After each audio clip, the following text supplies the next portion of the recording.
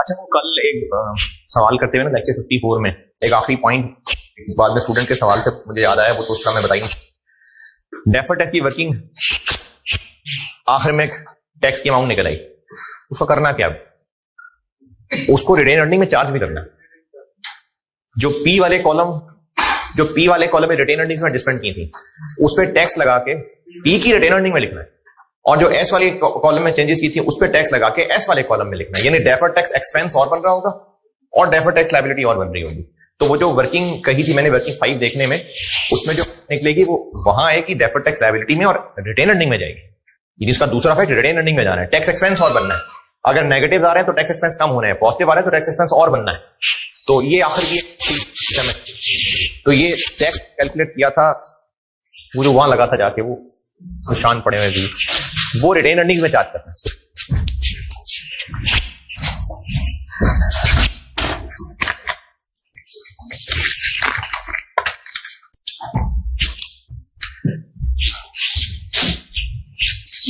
Group एसोसियाई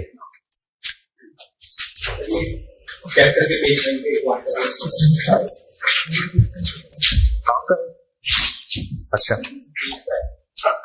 किसका क्या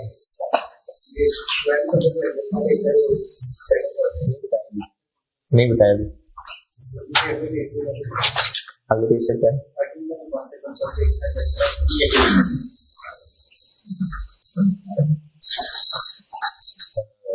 ये बताया तो था, एक्स डिविडेंड कम डिविडेंड बताया तो मैंने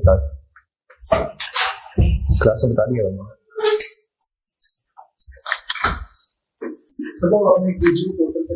जी मुझे बिल्कुल याद था, लेकिन वो मुझे ना टाइम बिल्कुल नहीं मिला, और मुझे लगता है मुझे नहीं मिलेगा, क्योंकि मैं कुछ 7:15 से 7:45 तक तो क्लास में हूँ, और तो मुझे नहीं मिला टाइम है। हाँ जी, आज शुरू हुआ।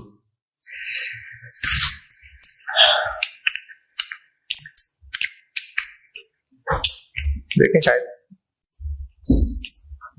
किसी दिन हो जाए मूड, शायद इतवार, कभी नहीं हो सका आज नहीं हो सका।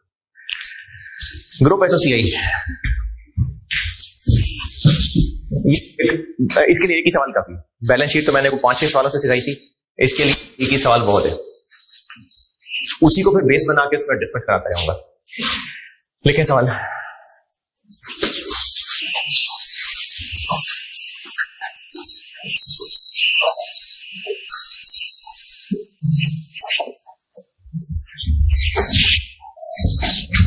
अच्छा, बैलेंस शीट में जो चीजें मैंने डिटेल से बता दी, उनको कोशिश तो की है कवर करने की, लेकिन शायद कोई चीज रह गई हो। तो मेन चीज बैलेंस शीट में डिटेल से बता दी हुई है। मैंने इनकम स्टेटमेंट वाला पोर्शन बना के उसमें उन्हीं चीजों का फॉर द ईयर इफेक्ट बताया है वैसे, लेकिन शायद कुछ कमी रह गई हो, देख लेंगे। सवाल लिखें जी। एसोसियाइज हैं पी और एस की for the year ending 31 P और एस की एसोसियाइज हैं फॉर द ईयर एंडिंग 31 अंग्रेजी बताऊंगा और आगे रुपीज में पी का कॉलम और एस का कॉलम।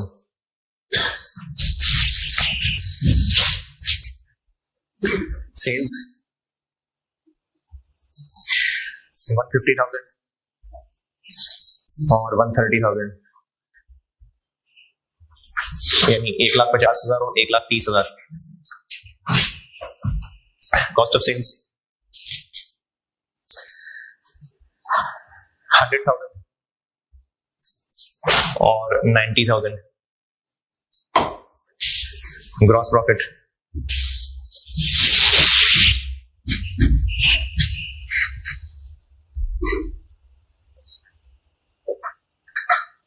डिस्ट्रीब्यूशन कॉस्ट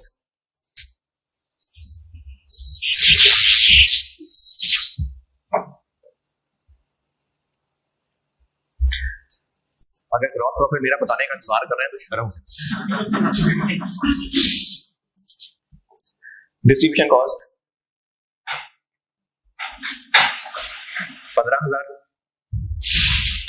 और 12,000, 15,000, 12,000. एडमिन कॉस्ट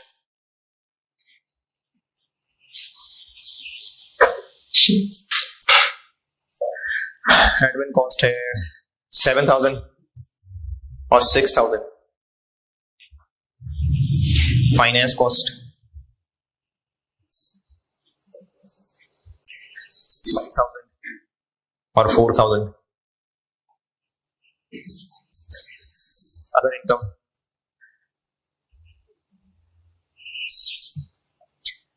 4,000 और 3,000. Profit before tax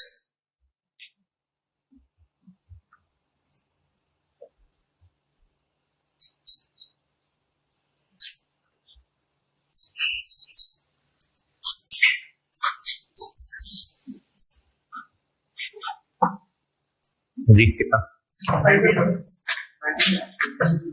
other income add करनी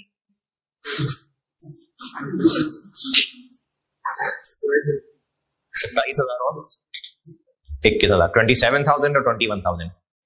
टैक्स 9,000 और 8,000. प्रॉफिट आफ्टर टैक्स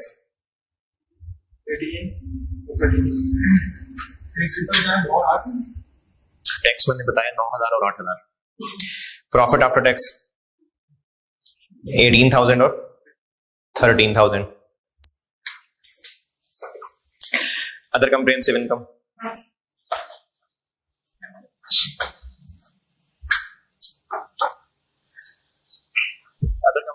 में लिखें फेयर वैल्यू गेन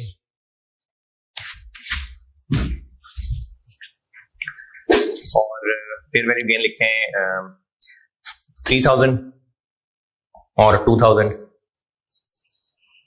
और एंड पे grand total comprehensive income. Total comprehensive income होती है प्रॉफिट आफ्टर टैक्स में अदर कंप्रिहेंसिव इनकम ऐड कर लेने के बाद.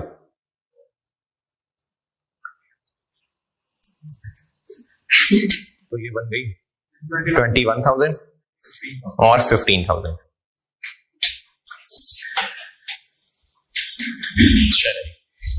P acquired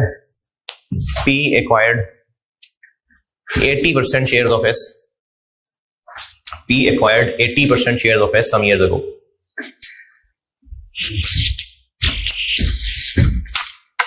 मुझसे रिक्वायर्ड है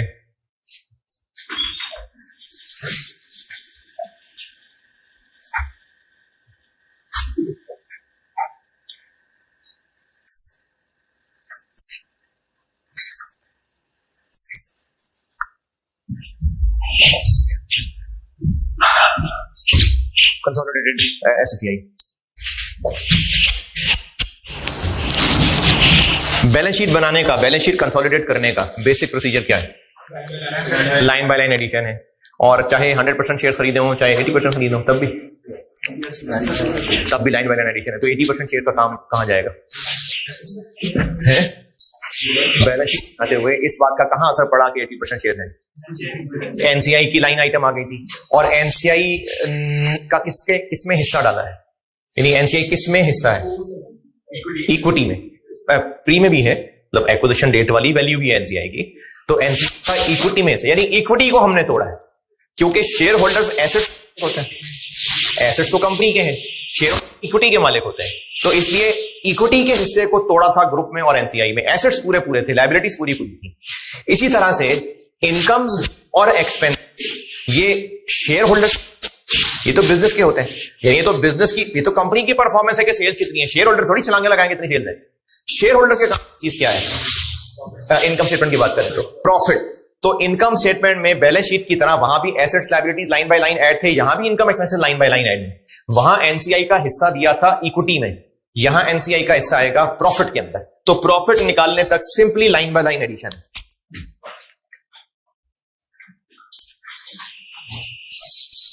सेल्स क्या है? 150, 130. कॉस्ट ऑफ सेल्स 100 और 90. डिस्ट्रीब्यूशन कॉस्ट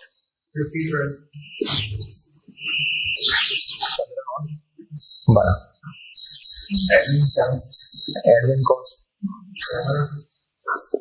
7 और 6, फाइनेंस कॉस्ट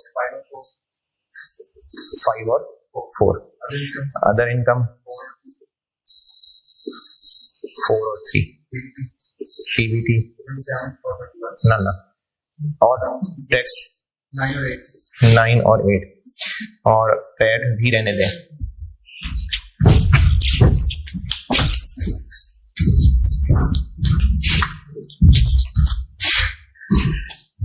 आगे चल रहा है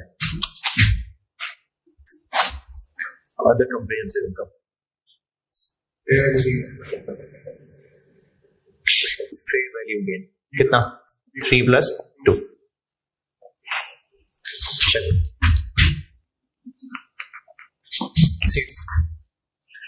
280, कॉस्ट ऑफ सेल्स 190। अच्छा, जब बैलेंस शीट बनाते हैं तो एसेट्स और लायबिलिटी सारी लाइन बाय लाइन ऐड करते हैं। इनकम स्टेटमेंट बनाने में इनकम से लेके ये ओसीआई तक सारी लाइन बाय लाइन एडिशन। अभी इस वक्त कोई टुकड़े करने की जरूरत नहीं है कि पेरेंट का हिस्सा कितना है, सब लाइन बाय लाइन एडिशन है। लेकिन इनकम्स और expenses line by line addition है, प्रॉफिट नहीं ऐड कर देना है, प्रॉफिट तो ऐसे चलना है। बैलेंस शीट का ग्रैंड टोटल P+S करते हैं, नहीं एसेट्स का टोटल करते हैं, तो इसमें भी gross profit, PBT, PAT, total comprehensive income, ये ऊपर से नीचे आना है।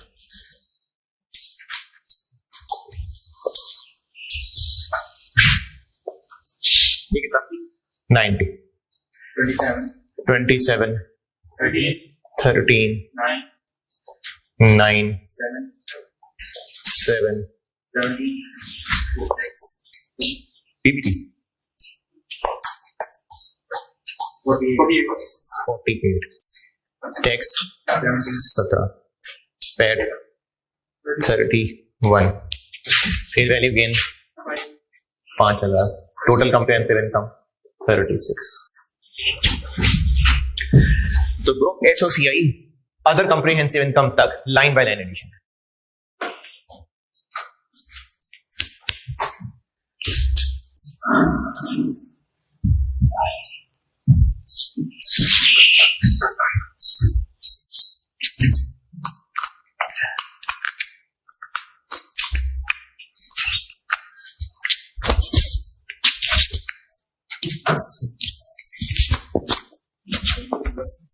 है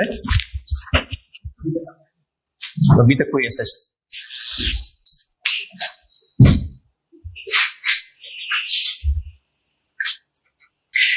अभी तक इस स्टेटमेंट को देख के ये पता चल रहा है कि एनसीआई का हिस्सा कितना है? अभी तक यहां के एनसीआई नहीं, एनसीआई को हिस्सा दिया जाएगा और वो यहीं इसके फेस पे ही प्रेजेंट होगा, यानी इसके फेस का हिस्सा है यहां से लेके यहां तक, उसके बाद जो उसके आगे लिखने लगा वो यही कंटिन्यूड है। इसी का हिस्सा है कि हम यहां पर बताएंगे कि इसके प्रॉफिट के हिस्से बांटने किसने, उसको कहेंगे प्रॉफिट एट्रीब्यूटेबल टू। प्रॉफिट के हकदार हिस्सेदार कौन? प्रॉफिट के हिस्सेदार हैं दो लोग, एक हैं जो पेरेंट के शेयर होल्डर्स हैं और एक हैं जो एनसीआई। और profit means net profit, profit after tax. तो प्रॉफिट आफ्टर टैक्स कितना है? 31,000। इस 31,000 के दो टुकड़े गए, तो इसमें से एनसीआई का कितना हिस्सा? 20%। कितना बना? हाँ, बस इसी जज्बाती आंसर का इंतजार था मुझे। इसका 20% लेना है, इसका 20% जो वर्किंग कर रहे हैं, वर्किंग कौन से कर? एनसीआई का 20% हिस्सा इस 31,000 में।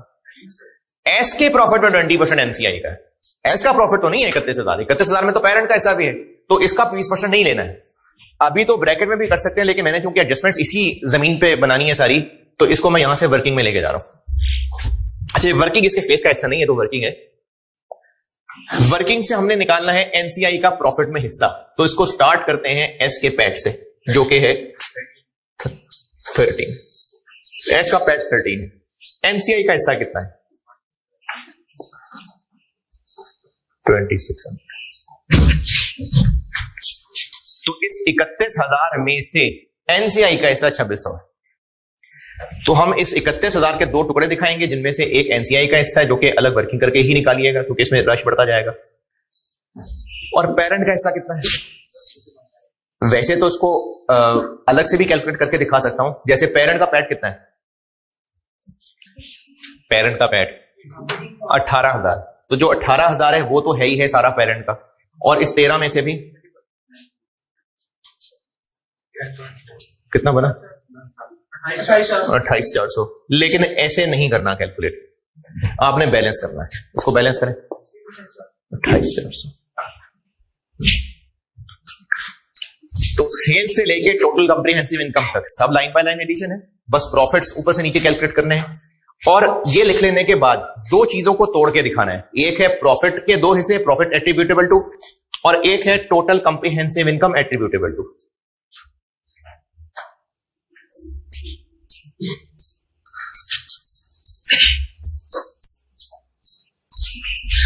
प्रॉफिट इन दोनों में तोड़ा था तो टोटल कंप्रिहेंसिव इनकम भी इन्हीं दोनों में तोड़ के दिखानी है।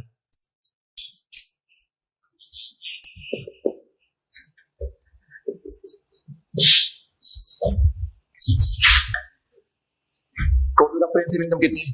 अच्छा, ये मैंने होशोवास में लिखा है, ये टोटल ही है, अदर कंप्रिहेंसिव इनकम नहीं है। यानी ऐसा नहीं है कि प्रॉफिट और ओसीआई, नहीं, प्रॉफिट है और टोटल कंप्रिहेंसिव इनकम है। टोटल कंप्रिहेंसिव इनकम कितनी है? 36। इस 36 में से एनसीआई का हिस्सा कितना? जैसे एस के पैट में एनसीआई का हिस्सा निकाला है तो ऐसे एस की टोटल कंप्रिहेंसिव इनकम में हिस्सा, लेकिन चूंकि सवाल में इसकी वर्किंग की गई होगी तो इसलिए मैं इस वर्किंग को यूज कर रहा हूं और ये काम ब्रैकेट में ही चल जाएगा। ये 2600 as it is, total comprehensive income बनती है पैट में अदर कंप्रिहेंसिव इनकम मिला के। ये क्या निकाल चुके 2600, पैट में एनसीआई का हिस्सा। तो अगर अदर कंप्रिहेंसिव इनकम में एनसीआई का हिस्सा निकाल के इसमें ऐड कर दे तो टोटल कंप्रिहेंसिव इनकम में एनसीआई का हिस्सा बन जाएगा। तो एस की अदर कंप्रिहेंसिव इनकम कितनी है? अदर कंप्रिहेंसिव इनकम उस 2000 का 20%। आप 15,000 का 20% बिल्कुल ले सकते हैं, लेकिन चूंकि इसमें एडजस्टमेंट्स करनी होगी ना तो वो फिर 15,000 में दोबारा करनी पड़ जाएंगी, इसलिए 2600 जो कैलकुलेट कर लिया ये यहां यूज कर ले और अदर कंप्रिहेंसिव इनकम में एनसीआई का हिस्सा लगा के इसमें ऐड कर दे, तो ये बन जाएगा टोटल कंप्रिहेंसिव इनकम में एनसीआई का हिस्सा 3,000, और इस 36 में से 3 ये है तो 33। ये ग्रुप एसोसियाई बनाने का बेसिक प्रोसीजर्स एडजस्टमेंट्स के बगैर कि सेल से लेके अदर कंप्रिहेंसिव इनकम तक सारी लाइन बाय लाइन एडिशंस, और उसके बाद प्रॉफिट के 2 टुकड़े और टोटल कंप्रिहेंसिव इनकम के 2 टुकड़े।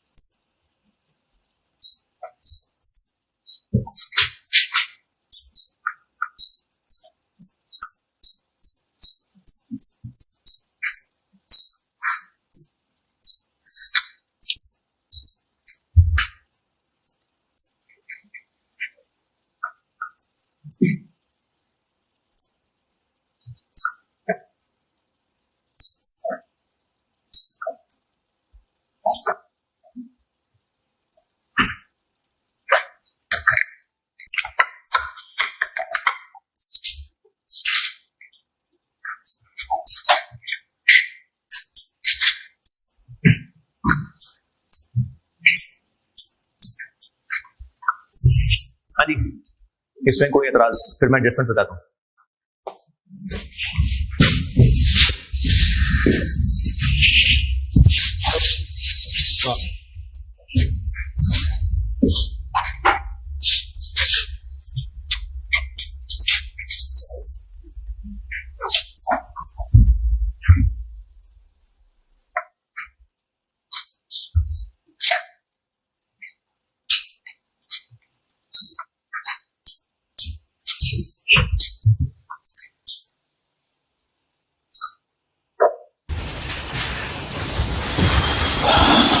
ठीक है, एसओसीआई।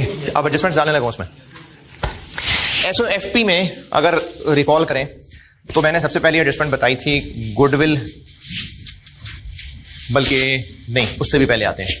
जब आपको बेसिक चीजें बता रहा था तो नेगेटिव गुडविल एक चीज बताई थी। नेगेटिव गुडविल, नेगेटिव गुडविल का वहां बैलेंस शीट में क्या काम किया था?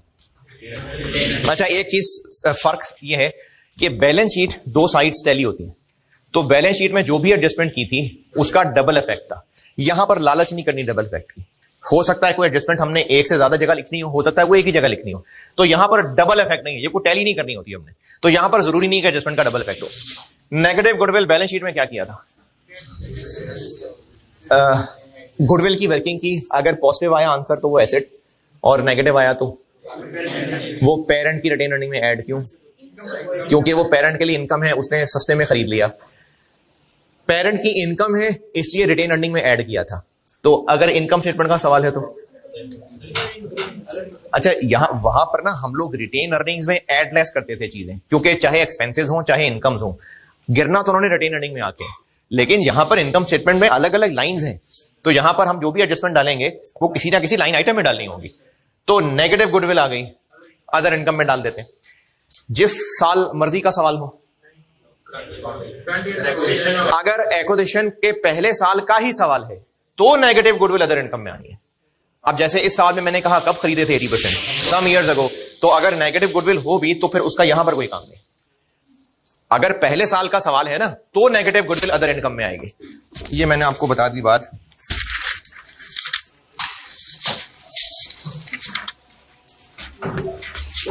पेज नंबर 19 चैप्टर में पेज 19 एडजस्टमेंट 11 बता दी।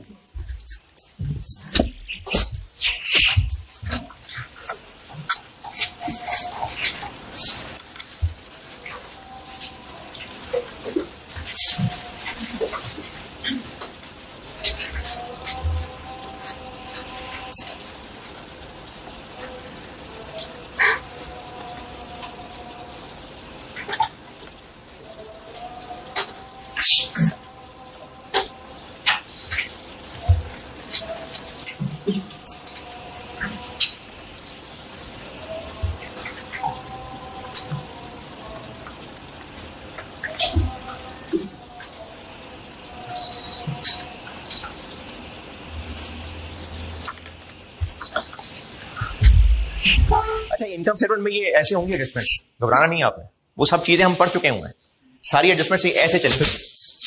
तो नेगेटिव गुडविल की एडजस्टमेंट अगर पहले साल का सवाल है तो इधर फेस पे अदर इनकम में ऐड हो जाएगी, यहां ब्रैकेट में P प्लस S प्लस साथ नेगेटिव गुडविल। लेकिन सिर्फ पहले साल का सवाल है तो ये चैप्टर में पेज 19 पे ये नंबर 11 में ये बात लिखी हुई मैंने।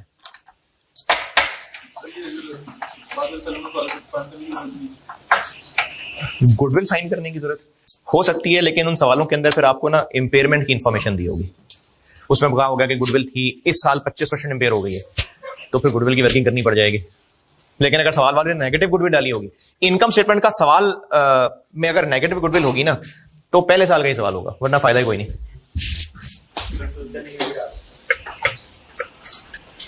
वो तो आप कैलकुलेट करेंगे तो पता चलेगा ना। तो क्या नेगेटिव गुडविल ट्राई कैलकुलेट करके देखनी है, ये सवालों में आके बताऊंगा। अच्छा, उसके बाद आगे चलते हैं। फिर सबसे पहली एडजस्टमेंट बताई थी इंपेयरमेंट लॉस की, और कल चूंकि पूरी तफसील करा चुका तो इसलिए पूरी ही बात कर रहा हूं। अगर तो गुडविल का इंपेयरमेंट लॉस गिवन है तो बैलेंस शीट में क्या करते थे? गुडविल में से माइनस। अच्छा, मैं रिपीट कराऊंगा बैलेंस शीट वाली एडजस्टमेंट ताकि वो रिपीट भी होती रहे और उसको सोच के फिर इनकम स्टेटमेंट बनाते हैं। तो गुडविल का इंपेयरमेंट लॉस अगर गिवन है तो गुडविल में से लेस। अच्छा, गुडविल में से लेस तो यहां पर कहीं नहीं है, गुडविल में से लेस तो एसेट में से है ना।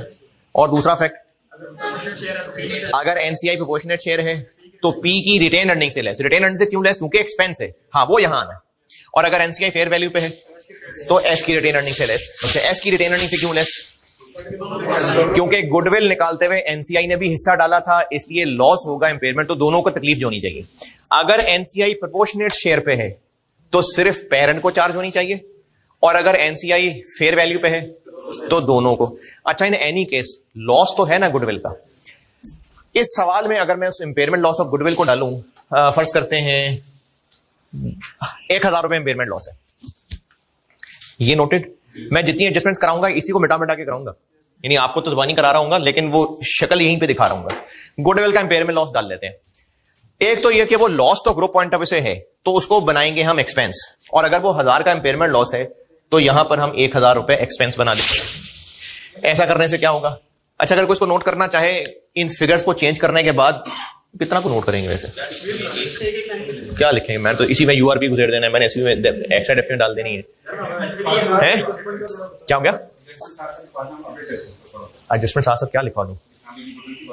तो फिर सोल्यूशन दोबारा नोट करेंगे। हाँ लिखेंगे, हाँ लिखेंगे वो, ठीक है लिखेंगे। बस सुनते जाएं, जागते जाएं, समझते जाएं। गुडविल का impairment loss for the year या एक्विजिशन डेट से लेके आज तक? फॉर द ईयर, क्योंकि इनकम स्टेटमेंट होती है फॉर द ईयर। यहां जो भी एडजस्टमेंट्स आएंगी वो फॉर द ईयर वाली एडजस्टमेंट्स आएंगी। तो अगर फॉर द ईयर गुडविल का इंपेयरमेंट लॉस दिया हुआ है तो चाहे एनसीआई प्रोपोर्शनेट पे हो चाहे फेयर वैल्यू पे हो, एक तो बनेगा ये एक्सपेंस। ये एक्सपेंस बनने से ये हो जाएगा 10, ये हो जाएगा 47। ये क्या हुआ? अच्छा ये 9 है, ये हो गया 14 और ये हो गया 30, ये हो गया 35। ग्रुप के फेज पे वो एक्सपेंस आएगा क्योंकि इंपेयरमेंट लॉस है गुडविल का। तो एनसीआई जिस मर्जी पे हो फॉर द ईयर यहां तो एक्सपेंस शो होगा। अब इस एक्सपेंस के आने से ये चार्ज किसको हो, ये हम इस पोर्शन में आके तोड़ेंगे। अगर तो एनसीआई प्रोपोर्शनेट शेयर पे है तो किसको ये 1000 चार्ज होना चाहिए। अब वो चार्ज कैसे होगा वो जादू देखें। ये यहां प्लस करेंगे 1000, बस और कुछ नहीं करना। एनसीआई 2600 ही रहेगी।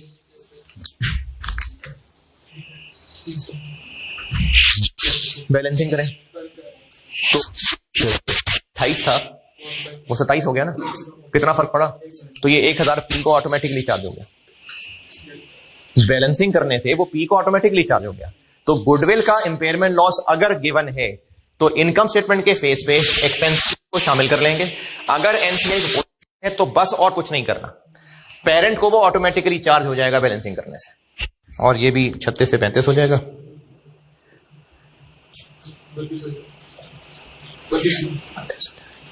अगर गुडविल अगर एनसीआई प्रोपोर्शनेट पे है तो,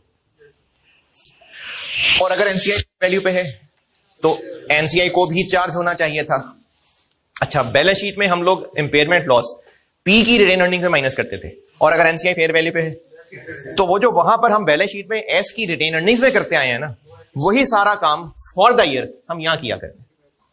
वो थी रिटेन अर्निंग्स, वहां पर हम एक्विजिशन डेट से लेके आज तक की सारी एडजस्टमेंट्स करते थे। ये मैंने भी बोल दी बात, लेकिन आगे जितनी भी मैं एडजस्टमेंट्स बताने लगा हूं, जो वो एडजस्टमेंट्स हम एस की रिटेन अर्निंग में से एडलेस किया करते थे, उन्हीं का फॉर द ईयर हम इधर से एडजस्ट किया करेंगे। तो अगर एनसीआई फेयर वैल्यू पे है तो इंपेयरमेंट लॉस यहां फेस पे तो लिखना है। क्यों लिखना है? क्योंकि लॉस तो भाई है ना, तो यहां तो लिखना है। एनसीआई प्रोपोर्शनेट पे है तो बस, और अगर एनसीआई फेयर वैल्यू पे है तो इंपेयरमेंट लॉस यहां से लेस।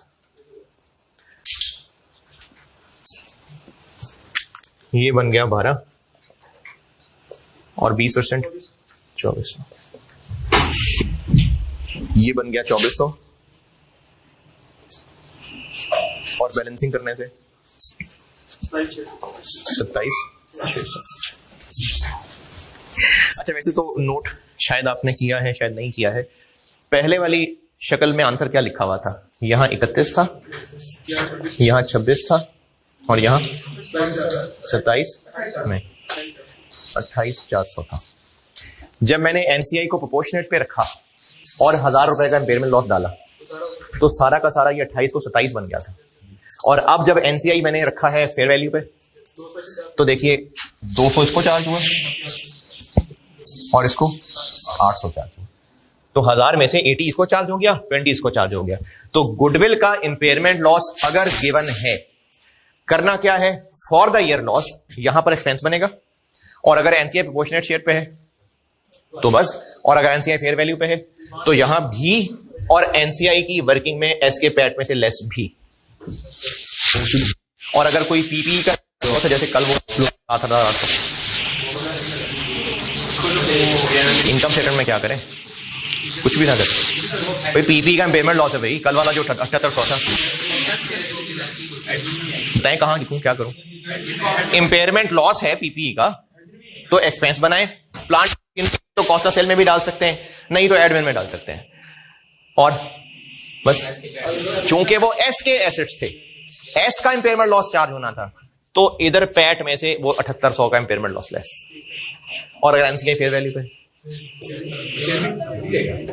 एनसीआई फेयर वैल्यू पे है या एनसीआई प्रोपोर्शनेट शेयर पे है, इसका ताल्लुक सिर्फ और सिर्फ गुडविल की इंपेयरमेंट से है। पीपी तो पीपी है, तो इसलिए अगर गुडविल का इंपेयरमेंट लॉस गिवन हो, यहां पर लिखेंगे फॉर द ईयर, और अगर एनसीआई प्रोपोर्शनेट पे है तो बस, और एनसीआई फेयर वैल्यू पे है तो यहां भी और यहां भी। और साथ अगर आपको खुद कैलकुलेट करना पड़ा, जैसे कल वाले सवाल में, आज वो करूंगा सवाल दोबारा, अगर कैलकुलेट करना पड़ा तो उस सवाल को आज इनकम स्टेटमेंट की पॉइंट ऑफ व्यू से करूंगा। तो अगर वो कैलकुलेट करना पड़ा, पीपी का भी हिस्सा आ गया, तो एक्सपेंस तो शो होगा और यहां से भी 7800 लेस होगा, और एनसीआई फेयर वैल्यू पे हो या प्रोपोर्शनेट पे हो, तो उस 7800 का इससे ताल्लुक नहीं है कि एनसीआई प्रोपोर्शनेट पे है, इसका ताल्लुक सिर्फ गुडविल के इंपेयरमेंट से। ये मैंने आपको चैप्टर में पेज नंबर 16 ये एडजस्टमेंट नंबर 1 बता दी सारी। आएगा ना, यहां से 7800 लेस होगा, दोनों को हिस्सा आएगा ना। जो चीज भी एस की रिटेन अर्निंग में प्लस माइनस करते थे, उसका 80 इधर आता था, 20 उधर जाता था, तो दोनों को हिस्सा आता है। ये मैंने आपको पेज नंबर 16 पे एडजस्टमेंट नंबर 1 सारी बता दी, पढ़ लीजिए, ये मैंने बता दी सारी।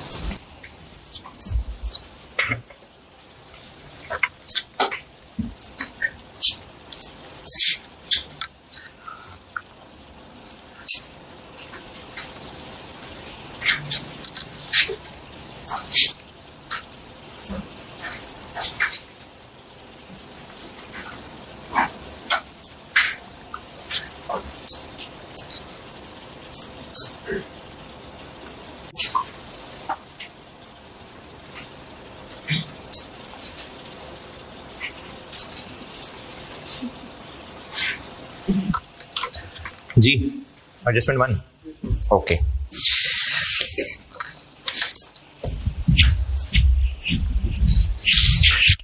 फिर इंपेयरमेंट लॉस के बाद अगली चीज पड़ी थी इंटर कंपनी बैलेंस, और बल्कि शायद नहीं यूआर भी बाद में बताया था। चलो inter company balance, balance sheet में इंटर कंपनी बैलेंस का क्या काम था? है कहां से? इंटर कंपनी बैलेंस, एक का रिसीवेबल दूसरे का पेएबल, तो रहने दें, क्या हर्ज है? ग्रुप पॉइंट ऑफ व्यू से वो एसेट्स बढ़ा चढ़ा के बता रहे होंगे, यानी पेरेंट ने अगर एस से रिसीव करना है तो पेरेंट के रिसीवेबल में आ रहा है, तो पेरेंट के रिसीवेबल में तो ठीक है, लेकिन थोड़ी वो रिसीवेबल है, एस के पेएबल में आ रहा है, तो ग्रुप का तो नहीं वो पेएबल है, तो उसको हम एसेट और लायबिलिटीज दोनों से माइनस कर देते हैं। लेकिन इसके लिए शर्त ये थी कि आपस में वो टैली भी हो, और अगर टैली नहीं है तो जो भी वजह है उस वजह को पहले दूर करें, उसके बाद नेट करें। वो थे इंटर कंपनी बैलेंसेस, यानी रिसीवेबल पेएबल। यहां पर क्या होगा? इंटर कंपनी इनकम्स और एक्सपेंसेस, वो किसी भी शक्ल के हो सकते हैं। 3 बताता हूं। अगर एक कंपनी ने दूसरी को लोन दिया हुआ है तो इधर क्या होगा? इंटरेस्ट।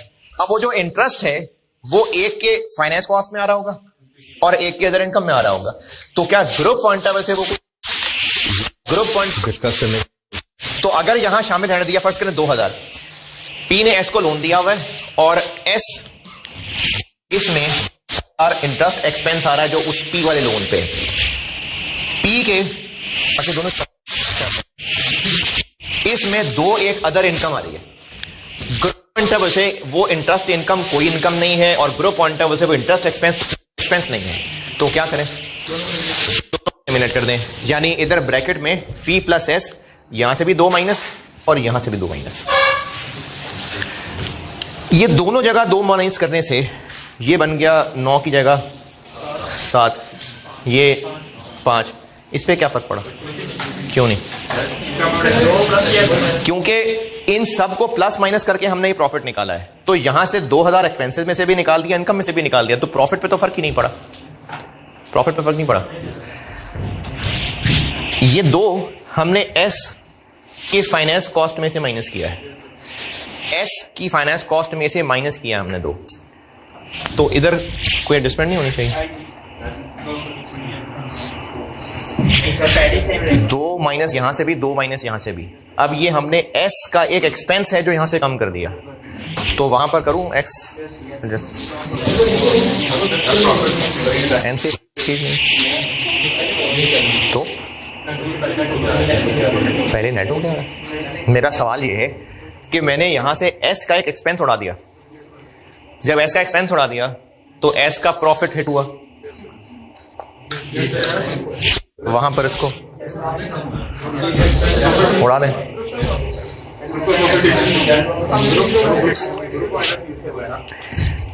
इस 2 के यहां और यहां माइनस करने से इस प्रॉफिट पे कोई फर्क पड़ा? जब ग्रुप के प्रॉफिट पे ही इस हरकत का कोई फर्क नहीं पड़ा, तो इस प्रॉफिट के हिस्सों में क्यों फर्क पड़ा?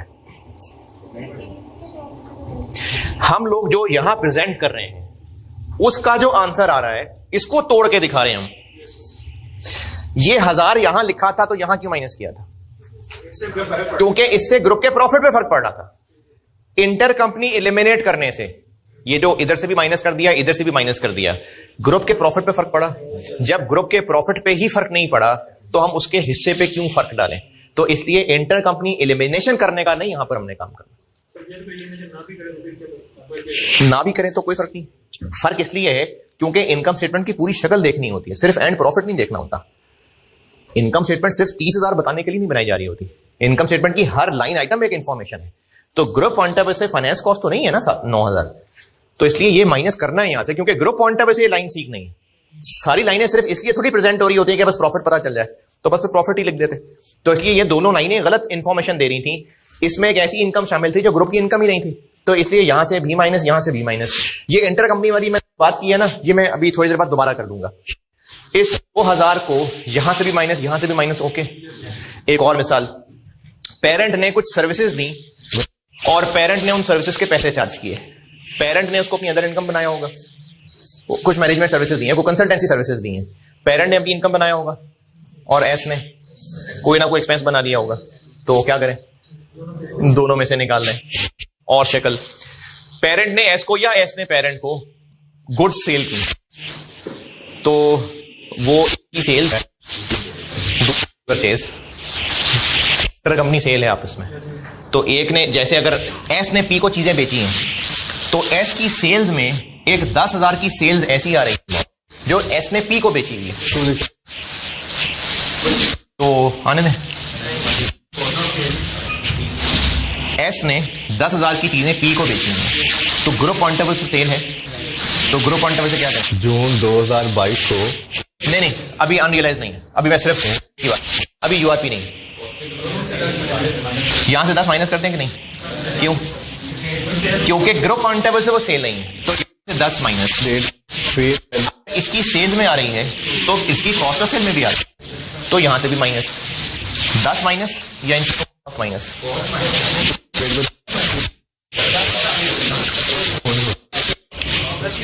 इसने जो सेल रिकॉर्ड की है वही इसने परचेज ही रिकॉर्ड की हुई है, तो 10 ही माइनस करेंगे, उनकी कॉस्ट ना माइनस कर दें। कॉस्ट ना करें, कॉस्ट क्यों ना करें माइनस? तो इंटर कंपनी सेल, एक ने सेल्स रिकॉर्ड किया होगा और एक ने उसी 10,000 को परचेज रिकॉर्ड किया होगा, तो वो दोनों आपस में ग्रुप पॉइंट ऑफ व्यू से कोई ट्रांजैक्शन नहीं है। तो इन तीनों मिसालों के अंदर बात हो रही है इंटर कंपनी एक्सपेंसेस और इनकम। क्या ट्रीटमेंट करें? इनकम में से भी निकाल दें और एक्सपेंस से भी निकाल दें, तो यहां से भी माइनस, यहां से भी माइनस, जीपी पे क्या फर्क पड़ेगा? कोई फर्क। तो इंटर कंपनी इनकम एक्सपेंसेस हटाने से प्रॉफिट पे फर्क नहीं पड़ रहा। ये मैंने आपको एडजस्टमेंट नंबर 2 भी बता दी, नहीं 2 नहीं सॉरी 3 भी बता दी, 4 भी बता दी और 9 भी बता दी। 3, 4 और 9 ये तीनों बता दी।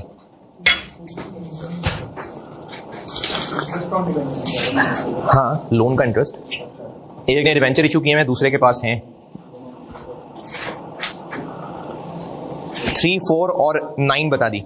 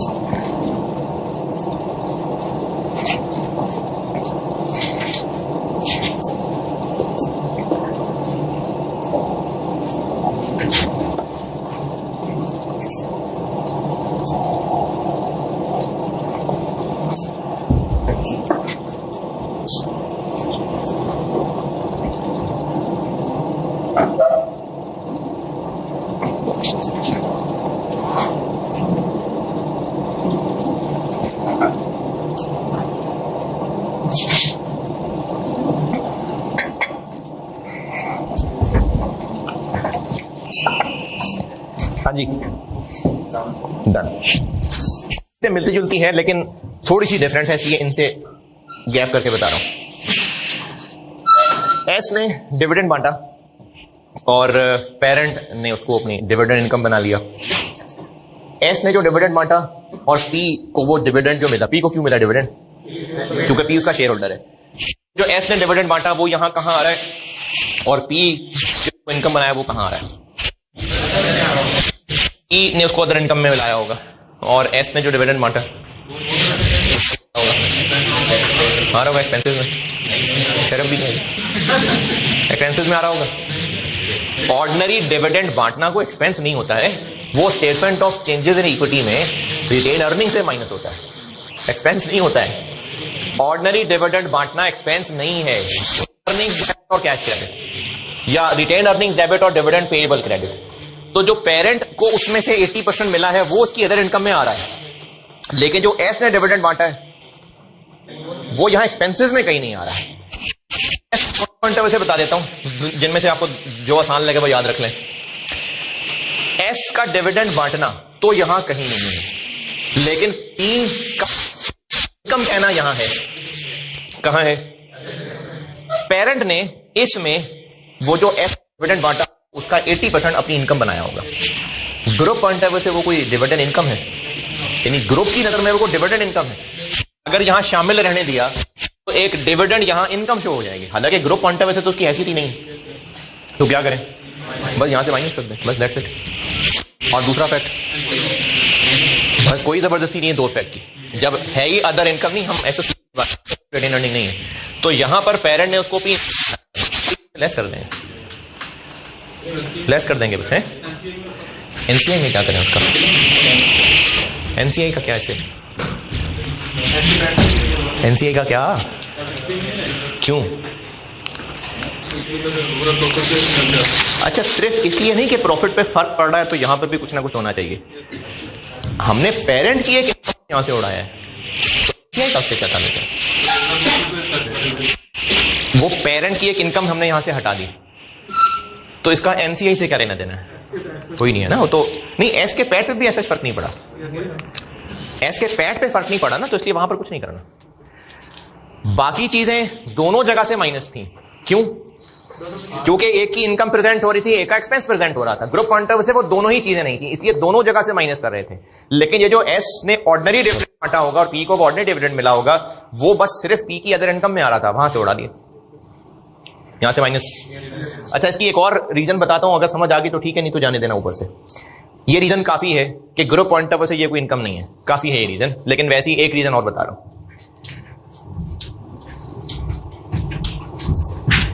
ये ग्रुप का प्रॉफिट है, उसमें इतना हिस्सा एनसीआई का और इतना हिस्सा पी का, और ये पी का हिस्सा अगर वैसे भी डायरेक्टली कैलकुलेट करना चाहें तो जो पी का अपना पैड था वो, और साथ एस के पैड में 80% हिस्सा, अगर डायरेक्टली कैलकुलेट करना चाहें तो कॉन्सेप्चुअली ठीक है ना बात।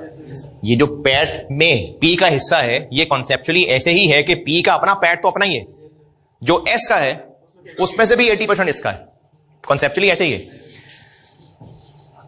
अगर एक कंपनी हर साल डिविडेंड बांटती हो, अदर इनकम में से डिविडेंड माइनस, पूरी हो गई बात।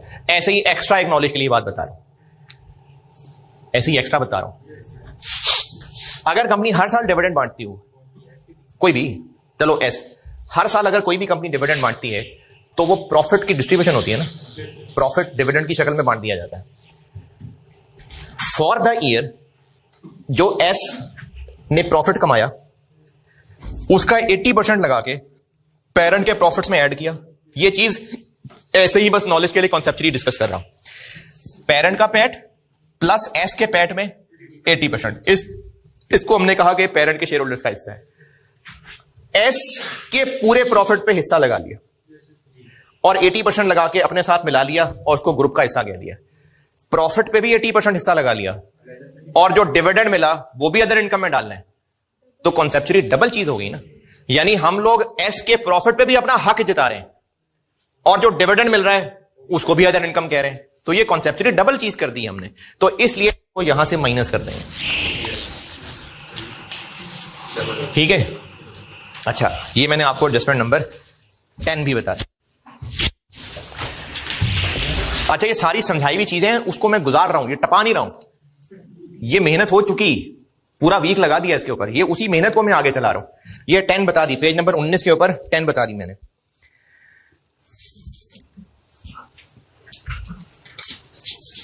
कुछ सवाल पूछने लगा था जी। अगर हमने अभी शेयर खरीदे हैं और जो कंपनी है उसने उसके हाथ से तो हम इस तरीके से तो हमने वाले प्रॉफिट तो नहीं कंप्लीट किया ना। हाँ, इसीलिए मैंने ये एक्स्ट्रा बात बताई है कि अगर ये प्री एक्विजिशन में से बांटे होते, इसलिए मैंने एक्स्ट्रा बात ही, लेकिन उसने भी उसको अपनी प्रॉफिट में हिस्सा लिया होता, जबकि हम कहते हैं प्री एक्विजिशन इन्वेस्टमेंट में से लेस होना चाहिए, इनकम नहीं बनना चाहिए, तो उसको इस वजह से निकाल रहे होते। ये सबके लिए नहीं था सवाल। एडजस्टमेंट 10 बता दी मैंने, हो गया एडजस्टमेंट 10। चलें और आगे चलते हैं। यूआरपी अच्छी एडजस्टमेंट है, वो समझाता हूं।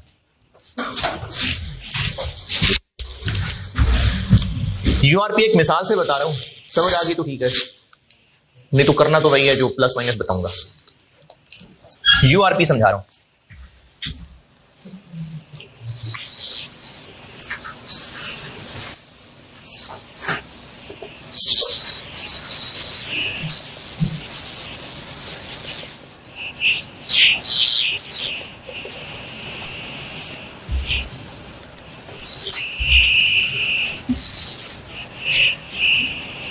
चीजें 8,000 की खरीदी और उसने वो सारी की सारी चीजें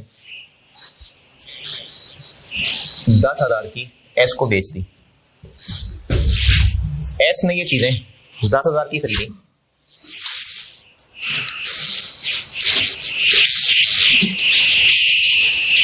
और ये सारी की सारी आगे 13,000 की बेच दी। कोई यूआरपी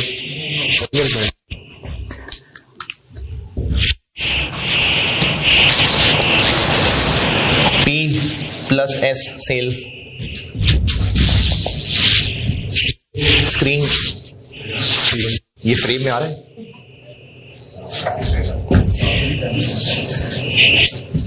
P plus S sales, P plus S cost of sales. Group point of view से सही सेल्स कौन सी है? 13 फालतू की सेल है ना। ग्रुप पॉइंट ऑफ व्यू से सही कॉस्ट कौन सी है? नहीं, सही परचेज कौन सी है? सॉरी 8। ये परचेज फालतू है ना, तो कॉस्ट ऑफ सेल्स में ये 10,000 फालतू आ रहा है ग्रुप पॉइंट ऑफ व्यू से, और सेल्स में ये 10,000 फालतू आ रहा है, तो हम यहां से 10 उड़ा देंगे, यहां से 10 उड़ा देंगे, सिखाया था। तो इसलिए सेल्स में से भी सेल वैल्यू ही लेस और कॉस्ट ऑफ सेल में से भी सेल वैल्यू ही लेस। ऐसा करने होगा, अब सेल्स असली वाली रह जाएगी 13 और कॉस्ट ऑफ सेल असली वाली 8 रह जाएगी। जब इंटर कंपनी सेल होती है, सेल्स में से लेस और कॉस्ट ऑफ सेल से लेस, क्योंकि जो एक की सेल है वही दूसरे फालतू परचेज होगी। फालतू है, इसको उड़ाया हमने। ये सेल्स ठीक है, ये फालतू है, इसको उड़ाया। इंटरकंपनी सेल अगर 1000 की चीजों में से क्लोजिंग स्टॉक रह गया होता और ये चीजें इसने आगे बेच दी होती 9000 की तरह,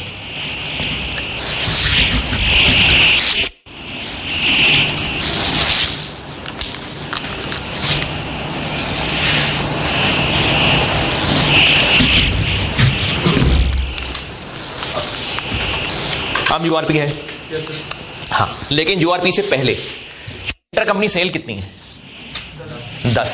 क्या ट्रीटमेंट करें उसका? अच्छा, मैं ना पिछली वाली भी फिगर्स सामने रख लेता हूं।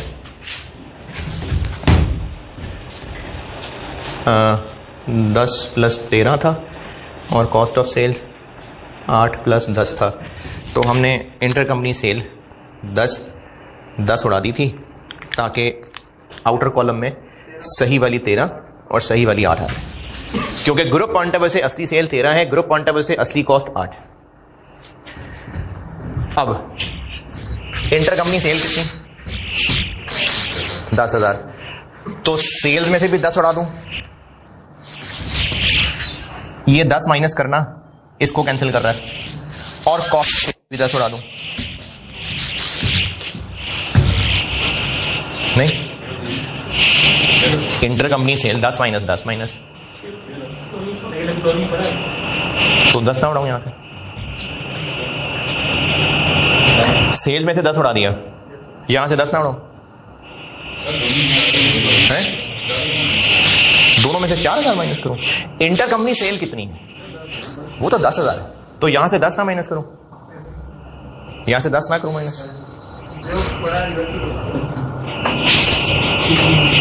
10 माइनस करना नहीं, कभी नहीं होगा।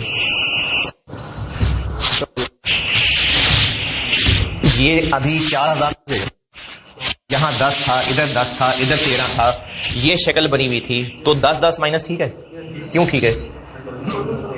क्योंकि ये 10 इसने फालतू सेल रिकॉर्ड की हुई है और ये 10 इसने फालतू कॉस्ट ऑफ सेल रिकॉर्ड की हुई है, दोनों में से 10 उड़ा दिया ताकि असली सेल और असली कॉस्ट ऑफ सेल आ जाए। अब इसने 10 की सेल रिकॉर्ड की हुई है, तो 10 यहां से उड़ाएं कि ना उड़ाएं? तो फिर यहां से भी पूरा 10 ही उड़ाएंगे ना, वरना तो जीपी चेंज हो जाएगा। लेकिन इस 6000 में ये 10 आ तो रहा है, ये आ रहा है, 10 आ नहीं ना, cost of sales opening plus purchases minus closing, तो ये 10 आ नहीं रहा क्या? इस 6000 में 10 नहीं आ रहा, आ रहा है, तो 10 ही उड़ाएंगे ना, उड़ाएं 10 है, पूछ रहा हूं। इंटरकंपनी सेल कितनी? 10। इंटरकंपनी परचेज कितनी है? 10। तो यहां से भी 10 माइनस करेंगे, यहां से भी 10 ही माइनस करेंगे। वो बेचारे की कॉस्ट ऑफ सेल ही नहीं इतनी आ रही, तो उसमें से 10 कैसे माइनस करें?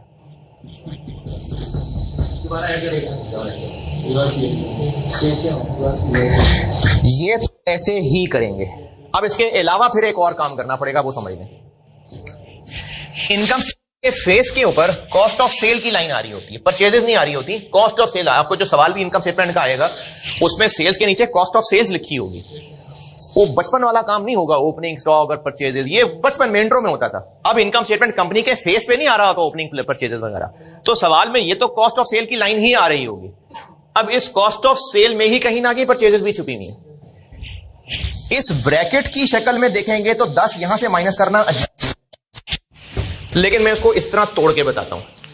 सेल्स और ये कॉस्ट ऑफ सेल्स, अगर मैं सेल्स में से 10 माइनस करूं तो क्या ठीक कर दिया?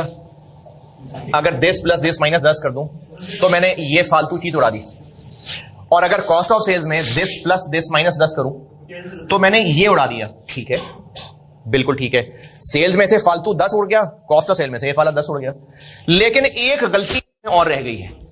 वो गलती इसमें और ये रह गई है कि एस ने जो क्लोजिंग स्टॉक रिकॉर्ड किया हुआ है वो प्रॉफिट लोडेड अमाउंट है, क्योंकि ये इसने इस 10 में से बचाया है।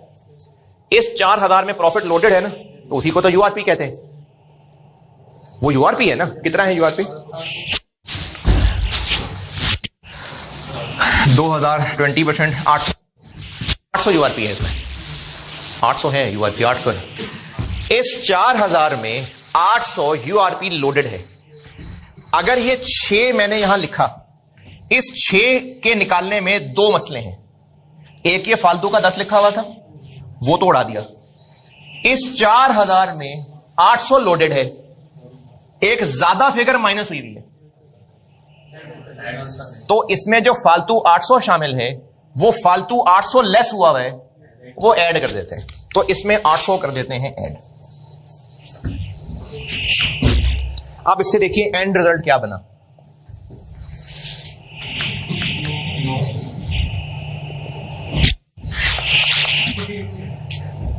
आठ और 6 14 माइनस 10 4 प्लस 800 4800। और अगर आप असल चीज पे गौर करें तो जो चीजें खरीदी गई थी इनमें से कितनी अभी भी पड़ी है? 40%। इनमें से कितनी चीजें अब भी ग्रुप के अंदर पड़ी हैं? 40%। कितनी बाहर बिक गई? इसका कितना बना 60%? ये वो 48 आ रहा है। सेल्स 10,000 है, चाहे बायर ने वो सारी की सारी चीजें आगे बेच दी हों, चाहे उसके पास कुछ बची रह गई हों, इंटर कंपनी सेल तो पूरी पूरी एलिमिनेट ही होगी। सेल्स में से भी ये पूरी figure minus, cost of sale में से भी ये पूरी figure minus. Cost of sale में से इसको माइनस करना, इसको कैंसिल कर रहा है असल में। और एक और गलती क्या रह गई, गलती तो नहीं कहता उसको, एक और चीज मिसस्टेटमेंट क्या रह गई कि इसमें प्रॉफिट लोडेड है ग्रुप पॉइंट ऑफ व्यू से। उस प्रॉफिट लोडेड होने की वजह से कॉस्ट ऑफ सेल्स, एक प्रॉफिट लोडेड अमाउंट माइनस होने की वजह से कॉस्ट ऑफ सेल्स कम आ रही है, तो उसको बढ़ा देते हैं। तो जो इस क्लोजिंग स्टॉक पे छुपा हुआ यूआरपी है उसकी ट्रीटमेंट क्या बनी? कॉस्ट ऑफ सेल में ऐड। तो फॉर द ईयर जो सेल्स हुई हैं वो यहां से माइनस करते हैं, और अगर उनमें से कुछ स्टॉक बचा रह गया है तो यूआरपी, बैलेंस शीट में यूआरपी का क्या करते थे? करंट एसेट्स में इन्वेंट्री में से माइनस, तो नहीं आ रहे। और दूसरा फैक्ट, सेलर की रिटेन अर्निंग में से माइनस, सेलर के प्रॉफिट्स को कम करेगा। ये बहुत है। लेकिन अगर एस सेलर है तो ये तो कर सीआई की वर्किंग में एस के पैट में से यूआरपी 800 लेस भी होगा। क्लोजिंग स्टॉक का यूआरपी कॉस्ट ऑफ सेल में ऐड, और अगर पी सेलर है तो बस, और एस सेलर है तो ये भी, और एनसीआई की वर्किंग में एस के पैट में भी।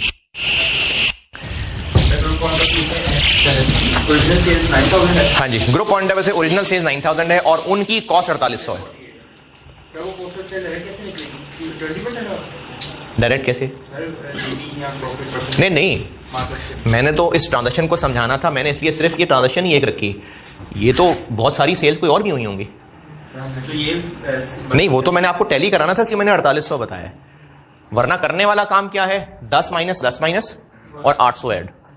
वो 800 कैसे निकलेगा? इस 10 में से जितनी चीजें बची हुई हैं उनमें जो प्रॉफिट लोडेड है वो यूआरपी है। तो इंटर कंपनी सेल यहां से भी माइनस, यहां से भी माइनस, बस, और यूआरपी कॉस्ट ऑफ सेल में ऐड। अगर पी सेलर है तो बस, और अगर एस सेलर है तो यहां तो ऐड, और यहां एस के पैट में से लेस। ये मैंने आपको एडजस्टमेंट नंबर पेज 17 पे 5 बता दिए।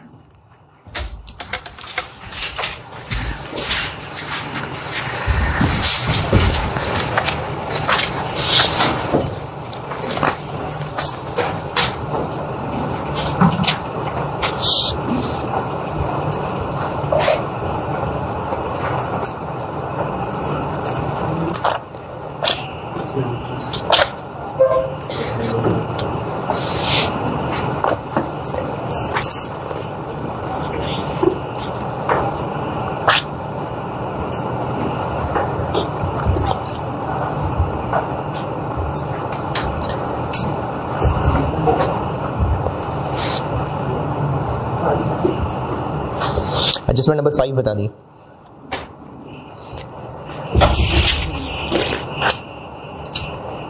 अच्छा, प्रैक्टिस क्वेश्चन में पेज 45 पे आए। क्या हुआ? ये यूआरपी तो वही है जैसे पहले यूआरपी निकालते हैं यार। तो बैलेंस शीट में भी था ना कि जितनी चीजें बेची थी उनमें से कितनी बच गई हैं, तो अभी भी बताएगा ही, अभी भी इतना तो बताएगा ही। प्रैक्टिस क्वेश्चन में पेज 45 पे आए। प्रैक्टिस क्वेश्चन में पेज 45।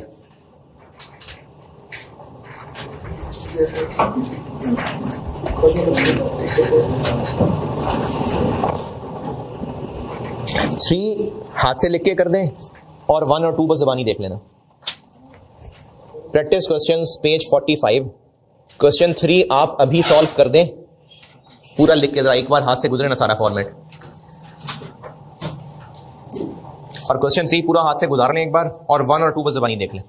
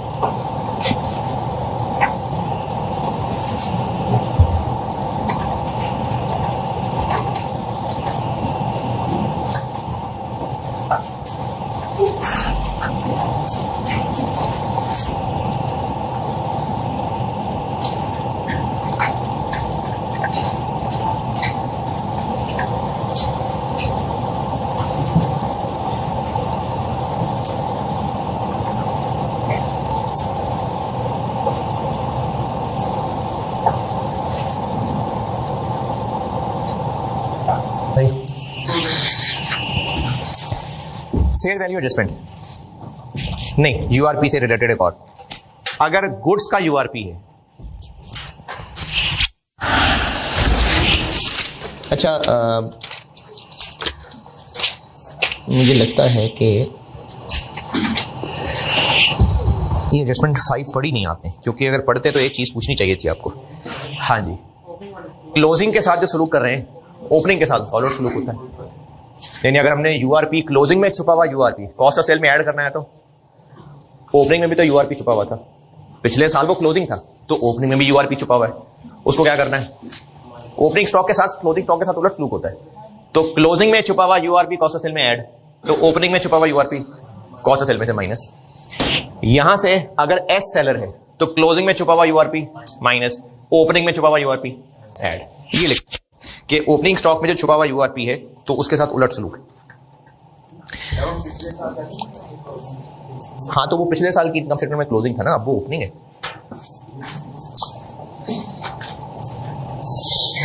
गुड्स का यूआरपी कॉस्ट ऑफ सेल्स में ऐड, क्लोजिंग गुड्स था, और अगर ई सेलर है तो बस, और अगर एस सेलर है तो एनसीआई में यहां भी करना है और एनसीआई में प्रॉफिट में से लेस।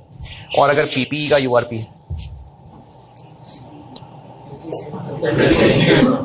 वैल्यू से बताता हूं।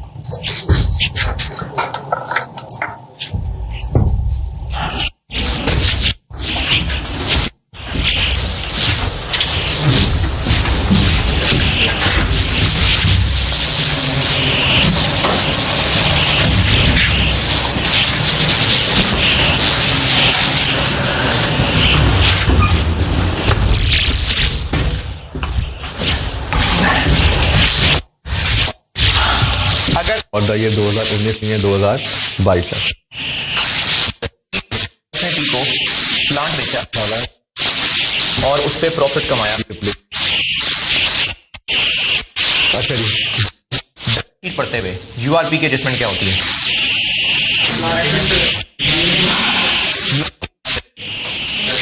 जो प्रॉफिट कमाया था और प्रॉफिट के ऊपर जो डेप्रिसिएशन एक्स्ट्रा है वो इसमें से माइनस कर लें, लेट से 25%।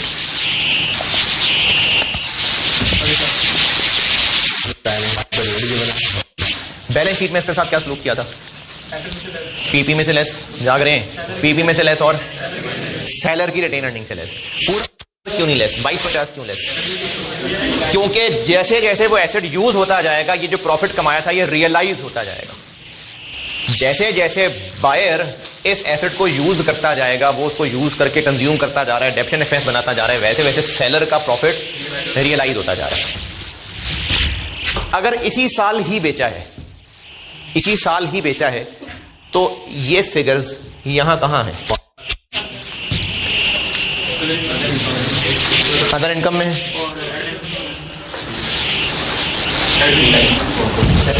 जिसने बेचा है, अगर इसी बेचा तो सेलर की अदर इनकम में प्रॉफिट एंड डिस्पोजल आ रहा होगा। 3000 आ रहा होगा कि 2250 आ रहा होगा? 3000 आ रहा होगा। ग्रुप पॉइंट ऑफ व्यू से एक से उठ के एसेट दूसरे के पास चला गया। ग्रुप पॉइंट ऑफ व्यू से एसेट बिका नहीं। जब ग्रुप पॉइंट ऑफ व्यू से एसेट बिका ही नहीं है तो प्रॉफिट एंड डिस्पोजल,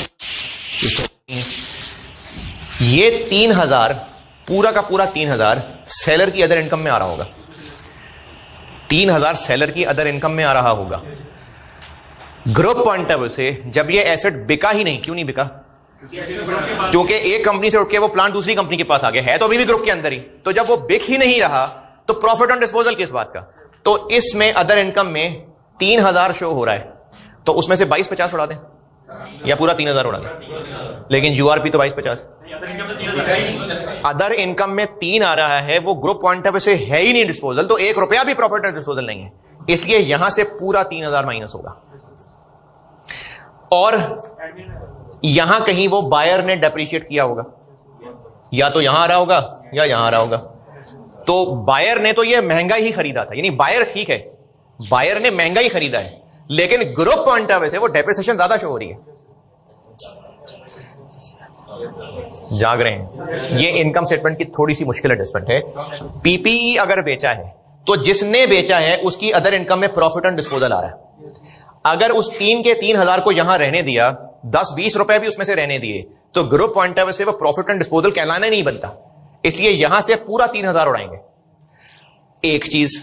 दूसरा, जिसने खरीदा हुआ है उसने तो वो महंगा खरीदा हुआ है और उसने उसके ऊपर डेप्रिसिएशन चार्ज की हुई है, तो group point of view buyer ठीक है, लेकिन ग्रुप पॉइंट ऑफ व्यू से एक एक्सपेंस है जो ज्यादा शो हो रहा है, तो वो भी ग्रुप पॉइंट ऑफ व्यू से ठीक नहीं है। तो अब इसमें हम 2 काम करेंगे। पूरा का पूरा 3000 अदर इनकम से निकलेगा, लेकिन तब अगर ये इस साल बेचा है तो पूरा का पूरा 3000 यहां से निकलेगा, और ये जो 750 है, ये जो एक्स्ट्रा डेप्शन है, ये कहीं एक्सपेंसेस में फालतू आ रहा है, वहां से माइनस कर देंगे। अदर इनकम में से माइनस पूरा 3000, और ये जो एक्स्ट्रा 750 डेप्शन है ये कहीं एक्सपेंसेस में आ रही होगी, वहां से निकाल लेंगे। तो 3000 अदर इनकम में से माइनस और 750 किसी भी रेलिवेंट एक्सपेंस में से माइनस। अगर पी सेल, अच्छा ऐसा करने से 3 यहां से उड़ा दिया, 750 यहां से उड़ा दिया, ऐसा करने से ग्रुप प्रॉफिट पे 2250 का फर्क पड़ा, क्योंकि इनकम में से 3 निकाला, एक्सपेंसेस में से 750 निकाला, तो ग्रुप के प्रॉफिट में से 2250 का फर्क पड़ा है, और ये वही यूआरपी है, ये वो यूआरपी है। अगर पी सेलर है तो बस, अगर एस सेलर है तो 2250 यहां से भी लेस हो जाएगा। अदर इनकम से पूरा 3 less, 750 relevant expense line item में से लेस। अगर पी सेलर है तो बस ये 2 काम, और अगर एस सेलर है तो ये तो करना ही है, और 2250 एस के प्रॉफिट में से लेस, क्योंकि ये यूआरपी। ये मैंने आपको एडजस्टमेंट बता दी।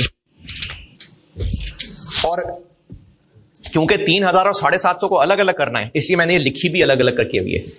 पेज नंबर 17 और 18, एडजस्टमेंट 6 और 7, नहीं सॉरी 7 और 8, पेज नंबर 18, चैप्टर में पेज 18।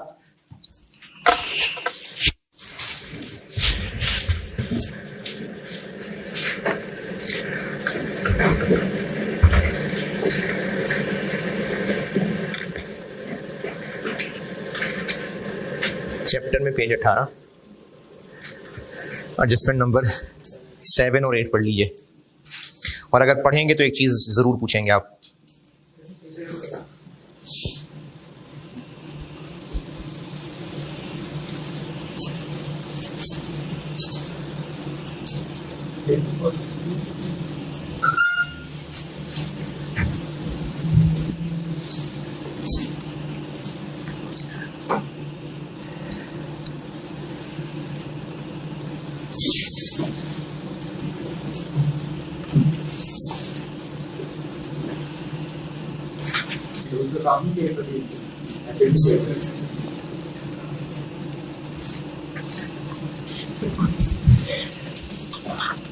अच्छा, बस 1-2 एडजस्टमेंट्स रह गई, ये करके तो मैं इस क्लास को एंड करता हूँ। फिर अगली क्लास में ना वही कल वाला सवाल उठाता हूँ।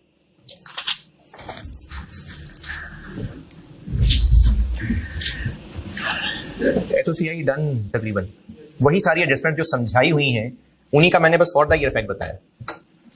जी पहले पढ़ लें एडजस्टमेंट। एडजस्टमेंट नंबर 7 में मैंने ये लिखा हुआ है कि ये प्लांट दूसरे का तो प्लांट है, लेकिन जिसने बेचा है उसकी ये गुड्स थी, मतलब वो बेचता ही प्लांट था। तो अगर बेचने वाले की ये नॉर्मल गुड्स थी, अच्छा खरीदने वाले की ये गुड्स नहीं है। अगर ये खरीदने वाले की गुड्स होती तो उसको तो मैं फिर यूआरपी ऑन गुड्स कहता। खरीदने वाले का ये पीपी है, वो तो डेप्रिशिएट ही कर रहा है, यानी 750 को तो वैसे डील करना है। लेकिन अगर बेचने वाले ने इसको गुड्स की सेल माना हुआ है तो उसने इसको सेल्स में लिया होगा और उनकी कॉस्ट को कॉस्ट ऑफ सेल में लिया होगा। ग्रुप पॉइंट ऑफ से सेल्स है? अच्छा, इसलिए सेल नहीं है क्योंकि दूसरे की परचेज आ रही है। ग्रुप पॉइंट ऑफ से को सेल ही नहीं है ये। तो जो बेचने वाले ने, फर्ज करें ग्रुप बेचने वाले ने इसको 15 का बेच के 12 के ऊपर 3 प्रॉफिट कमाया होगा, तो बेचने वाले ने 15,000 को अपनी सेल्स में डाला होगा और 12,000 को अपनी कॉस्ट ऑफ सेल में डाला होगा। तो सेल्स में से भी निकाल देंगे और कॉस्ट ऑफ सेल से भी निकाल देंगे। कॉस्ट ऑफ सेल से कितना निकाले? 12 का प्लांट खरीद के 15 का बेचा था, तो सेल्स में से 15 निकालेंगे। कॉस्ट ऑफ सेल से 12 इसलिए नहीं निकाल रहे क्योंकि इंटर कंपनी है, इसलिए निकाल रहे हैं कि ये ग्रुप पॉइंट ऑफ से जब बेचना ही नहीं है तो फिर वो सेल्स भी नहीं है, फिर वो कॉस्ट ऑफ सेल भी नहीं है। ये एडजस्टमेंट 7 के पॉइंट 1 में कि बेचने वाले ने इसको गुड्स की सेल माना हुआ है, तो फिर जितने का बेचा वो अपनी सेल्स में से निकाल देंगे और उनकी जो कॉस्ट थी वो कॉस्ट ऑफ सेल से निकाल देंगे।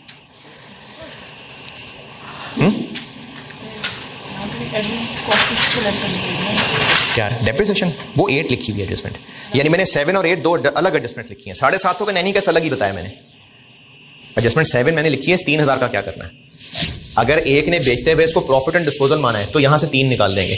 अगर उसने बेचते हुए इसको अपनी सेल माना है, यहां 15 यहां 12, तो 15 भी निकाल देंगे, 12 भी निकाल देंगे। ये मैंने एडजस्टमेंट 7 लिखी हुई है।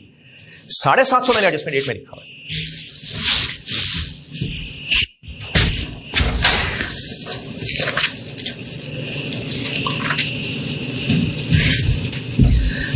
करता हूं, ब्रेक करता हूं।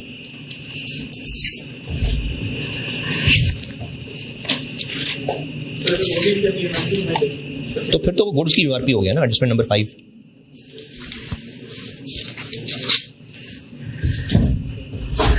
चलिए ठीक है, 55 यहां एंड। चूंकि 2-3 एडजस्टमेंट्स और हैं तो वो ये ना हो ये भी बाहर आ जाए। ठीक है, 55 बस यही एंड।